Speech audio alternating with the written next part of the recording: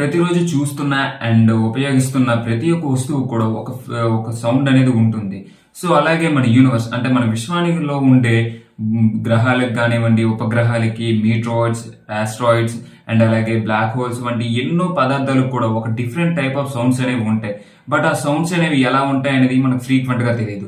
So దాని గురించే American space research centre అయిన నాసా రీసెర్చ్ లో ఏంటి అంటే వాటికి సంబంధించిన సౌండ్స్ అనేవి ఈ మ్యూజిక్ ఇన్స్ట్రుమెంట్స్ తో ఫ్రీక్వెంట్ గా క్రియేట్ చేసింది. ఆ క్రియేట్ చేసిన సౌండ్స్ యొక్క వీడియో అనేది మీరు ఇప్పుడు చూడవచ్చు.